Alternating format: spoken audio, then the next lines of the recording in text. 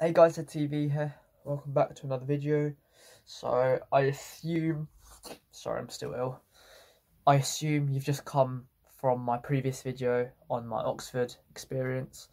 And this video here is just really for me and some advice to other people about, so now you've just been rejected from Oxford or Cambridge and it was your life goal. How do you move on? What do you want to do next?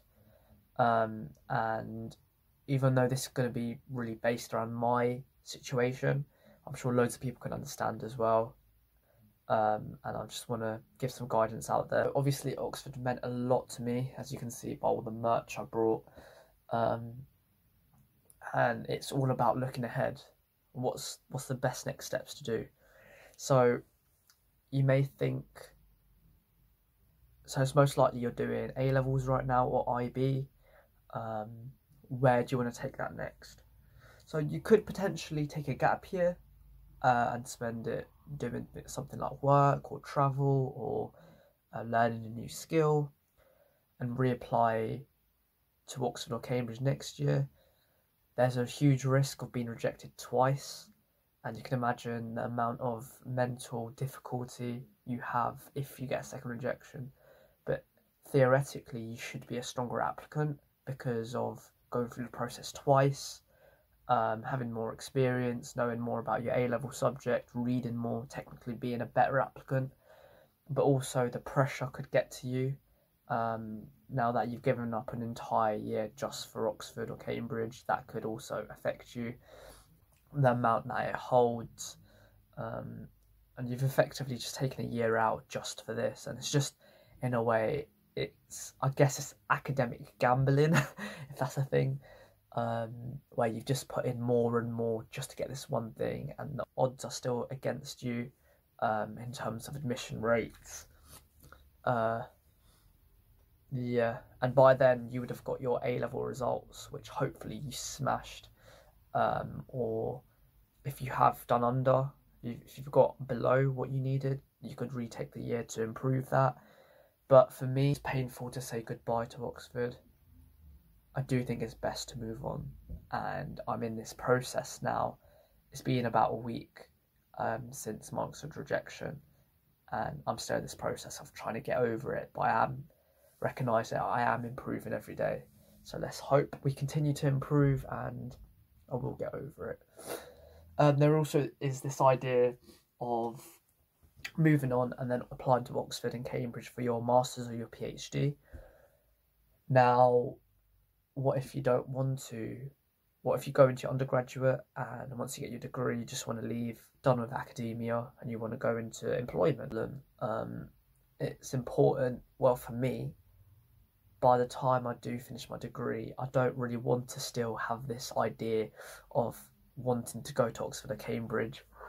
Realistically, they aren't everything. And I hope by then I am completely over it and I don't really care what university I go to, my master's or my PhD. I think that's a healthy way to go forward. It's open for those who really want to still go. The next thing is you could potentially get over it. I know it's hard to understand that. Getting over it requires a lot of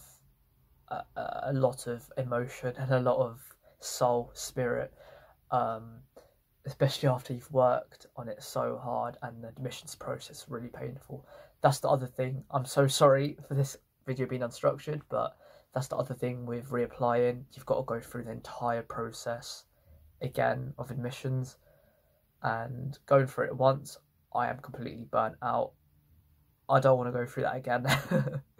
So that's the other thing you have to consider, because people usually apply for 5 options, and the problem with Oxford and Cambridge is it could be argued they are really overrated. Yes, they have a unique tutorial system. Yes, their alumni is incredible. Yes, they have a load of Nobel Prize winners, which is amazing, and the amount of research they do is amazing, and the global image of them is so respected. And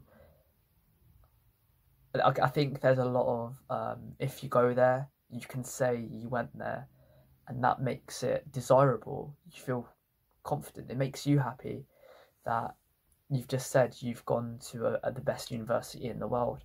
And I must say, I think I was guilty of being in that thought process. Saying that you've attended Oxford or Cambridge University is just incredible, because so little people do that. It's such a tiny minority, a small percentage of the world that actually attends world-class universities. In that respect, I think we ignore the true pressures and the reality of academic pressure, academic stress that Oxford and Cambridge students have to go through. I think graduate prospects for Oxford and Cambridge are amazing. Other Russell Group universities, other non-Russell Group universities even, Russell Group itself is, it could be argued, not the best universities in the world, because we have seen cases where universities like Surrey, universities like Dundee, Strathclyde, Swansea, they're all amazing universities, and things like medicine, law, etc., who are not Russell Group and still amazing. So I feel like the gap, the social idea, how amazing Oxford and Cambridge are up here, the other universities down here. I was guilty of thinking that, but in reality, it probably is marginal differences. In cases, it's probably marginal differences in that case.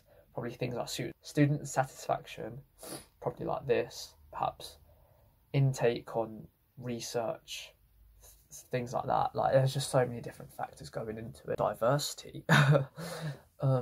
So I think that we need to be realistic and understand how perfect other universities are. Sorry, it's getting really dark. I'm just going to turn on the light. My current situation with UCAS now is that we're approaching late January, and I've been offered, so obviously the upsetting rejection from Oxford.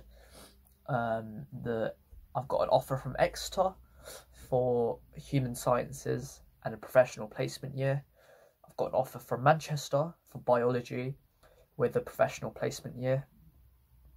Biology with science and society, so that human component of biology with the professional placement year. We've got UCL, integrated masters for human sciences and evolution, MSI. We finally got University of Durham for health and human sciences. Now, we've got to say that these 4 universities that remain, Exeter and Manchester, I've heard back from, got offers from, and UCL and Durham, I'm still waiting, and I'll be updating that as we go. These 4 are amazing Russell Group universities contributing to world research. They're incredible, amazing. I think we have to sort of understand that sometimes these universities that Oxbridge students put as their second, third, fourth option, in other people's eyes, these are their first options. For the right reasons, these are amazing. In cases, probably better than Oxford and Cambridge. Let's break these down. I think this is the right way to go forward, and I think you can use the same approach or principle in your own situation. And firstly, if you ever do need help, I've got this reputation of replying to every comment. I don't think there's a single comment on my channel which I haven't responded to with my best effort. Please do leave a comment or DM me or send me a snap so I can help you out if that really helps. With the 4-year degree at Exeter, so I've heard a lot of good things about Exeter. It's a great city, obviously near the seaside, good reputation. Out of the 4, in terms of prestigiousness, they're probably the lowest, but again, amazing university. I've talked to current students there, heard amazing things, and the professional placement year gives you that work experience element which employers want, as well as being human sciences, which is the exact courses Oxford, whereas Oxford don't offer the human sciences element, and that human sciences was a BA at Oxford. Here it's a BSc. It can be argued that sometimes Bachelor of Science is a bit more higher rated in the science element, if it makes sense. Obviously a BA is a humanities degree. In a 4-year course, human sciences. After that BSc, you can go and do your masters. So that is a good way forward. But honestly, I do think out of my offers at the moment, I probably would prefer Manchester. Firstly, because biology is a bit more recognised than human sciences. I think I've only just realised that recently. Biology is more well known, and then biology with science and society is basically human biology, I think, and the sociology element in it and the ethical component to it, a bit of philosophy in there as well as biology. So biology is my favourite subject, human biology is my favourite, and it still basically is human sciences, but more biology orientated, biology focused. And again, the placement year makes it a 4-year degree. And also the placement year, it's really good because there's been cases in the past where work experience students, after finishing their placement, they've been offered a job straight after it, as soon as they finish their degree, to work for that same organisation. So in a competitive sector, it sets you up quite nicely. So that's good. And Manchester is ranked quite highly, a lot higher than I first imagined. Globally, it's within the top 30 across uni league tables. In the UK, it's ranked about, it varies every year, but quite highly, a lot highly. And it's quite old as well. I don't know if that's an element people want to consider, but University of Manchester opened in 1820 something, I believe. So it's quite prestigious in that sense. And again, loads of amazing alumni gone on to do amazing things. So in that respect, I have really underestimated those universities. To UCL. So UCL, heard great things about it. Arguably the best, or one of the best universities in London, ranked within the top 10 in the world. So I think the one that I looked at, the QS World Rankings, they were ranked 9th for 2022. And ranked usually 6th, 5th or 4th in the UK. So you could see amazing. 4-year integrated masters in human sciences and evolution. So the first 3 years being human sciences and the final year of evolution. We know how amazing Darwin is and his evolution theory. I feel like the drawback for me is London. I live about an hour and a half away from London, but the fact that it's situated in central London makes it hard. I don't really want to be travelling from home. I really want to get that uni life experience, being independent, living alone, getting used to managing yourself and living an adult life. That makes sense. And yeah, I think that UCL has a huge reputation, and student loans, they give you a bit more just to manage that London lifestyle, because it is expensive there in loads of ways. I think UCL would probably be my first choice now. That integrated masters sets you up so nicely to go into a PhD, and masters obviously is a higher level, higher up than a bachelor's. So in that respect, it's an amazing degree. But saying that, I still haven't heard anything from UCL. So if I do get rejected, I would be really happy at Manchester, I think. Plus I support Manchester City, as my subscribers probably know. So I could go watch Manchester City games. Should be amazing.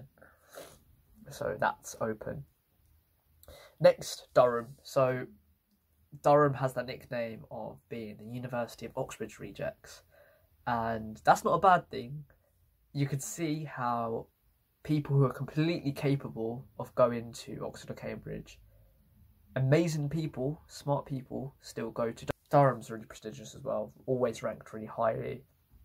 And their course in health and human sciences has that health element, so it means that it sets you up quite nicely for a postgraduate degree in things like medicine or dentistry to get into the health sector. Now, I don't know how much I want to go into medicine, mainly because for A-levels I didn't take chemistry A-level, so I couldn't really apply to any medicine courses. mainly because I didn't want to do chemistry related stuff, because I hate chemistry. You guys know how much I despise chemistry. So yeah, but it leaves medicine open for a postgraduate. It's amazing as well. So that's the 4 universities, but I haven't heard back from them too. So as you can see, I'm quite thankful for making this video, because I've just allowed myself to talk out loud. And I must be honest, this video and my previous video on Oxford, it's just a bit selfish for me, because I just want to speak out loud and then really think and reflect, as well as helping others out, if that works. I'm not expecting these videos to go huge. Same with my entire channel. I don't really mind if it goes huge or not. Even if I could help one person out there with their current situation, that in itself means a lot to me. I would say, in reality, I'm quite a selfless person. I try and give a lot to other people and support them as much as I can, because we all deserve a chance, an equal chance, and especially if people are much deserving. I feel like meritocracy, adult word, big word, is important. People should be, if people have this willingness to work hard, they should be rewarded with it. And the fact that I didn't get into Oxford, even though that's affected me, it shouldn't for other people. So I will do my best to help others, whether you're applying to Oxford or anything. If you've got any issues, please do let me know, because I want to help. It's just the sort of person I am. So thank you for listening. This video has helped me a lot, and I hope it's helped you guys a lot with understanding what your next steps are. But I do think my most likely case is not doing a gap year. I will not do a gap year, I'm quite certain with that. And I think I'll end up picking one of the 4 options, other universities. And on my YouTube channel, I'll be continuing to document my university life. I think that with my offers so far, Manchester and the biology degree is probably the most likely. If I do hear back from UCL or Durham, I will consider those. But out of the 4, I think UCL is probably my favourite, and I probably will go there. But please do subscribe, and you'll find out about my journey and how this Oxbridge rejection has now taken me forward. So if you're looking at this video from 2 years ago or a year ago, you should probably check my recent videos to see what's happened to me. Because I do believe a rejection from Oxford or Cambridge, even though it hurts, it is a redirection. And I always have this saying, even if you don't reach the top, aim for the top, because even if you fall slightly lower, you'll be upset, but you'll soon realise you've still gotten so far, and that's the mindset I want to take. So even though it's been quite a depressing and sad journey for me, let's go forward to positivity. Let's prove them wrong. That feels good. Thank you so much, everyone.